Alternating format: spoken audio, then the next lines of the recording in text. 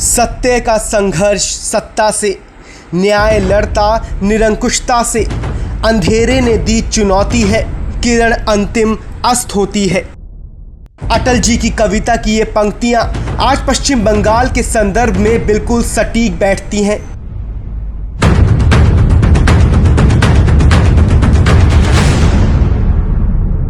क्योंकि ऐसा ही कुछ नज़ारा गुरुवार 8 अक्टूबर को दिखा, जब पश्चिम बंगाल के भाजपा कार्यकर्ता और कई राष्ट्रीय नेताओं ने बंगाल की भ्रष्ट, निरंकुश और तानाशाही ममता सरकार के खिलाफ कोलकाता में एक विशाल प्रदर्शन किया।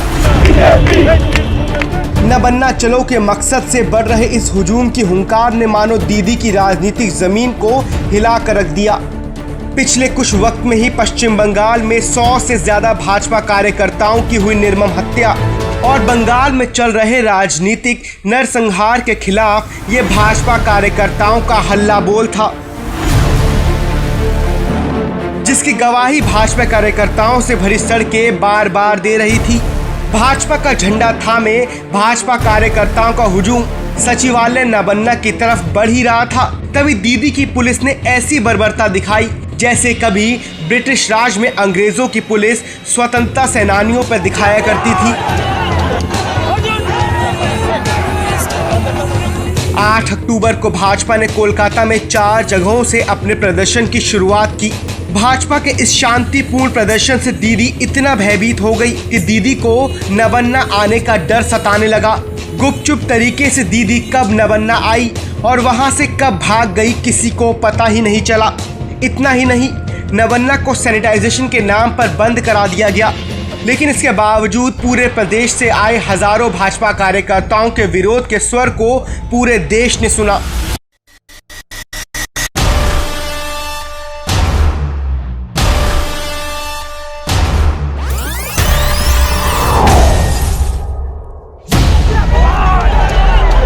दीदी की दमनकारी पुलिस ने जमकर इस शांतिपूर्ण प्रदर्शन पर लाठियां भांजी। घेर कर निहत्थे भाजपा कार्यकर्ताओं को पीटा गया।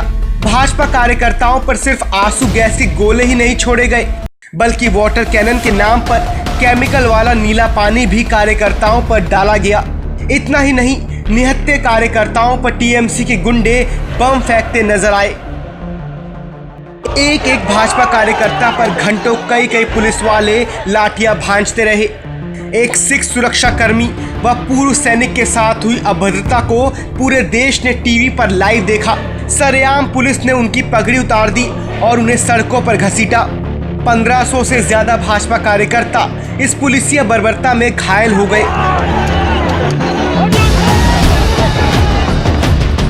भाजपा नेता कैलाश विजयवर्गीय मुकुल रॉय पर जानबूझकर दंगे भड़काने के केस दर्ज किया गया।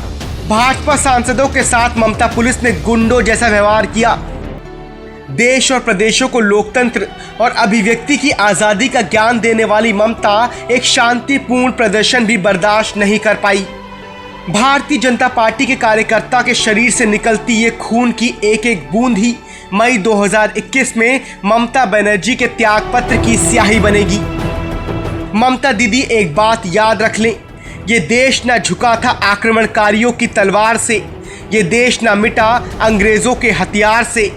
आपातकाल लगाकर भी कांग्रेस नहीं घोट सकी इस देश के लोकतंत्र का गला, न वामपंथी हमेशा के लिए पश्चिम बंगाल को कब्जा सके। इन निरंकुश सत्ताओं और फांसीवादी व्यवस्थाओं का जो हाल हुआ है, वो ही ममता बनर्जी के इस घमंड का भी होगा। ममता दीदी को भाजपा कार्यकर्ताओं पर जितना अत्याचार करना है कर ले, लेकिन भाजपा का ये आंदोलन अब रुकेगा नहीं।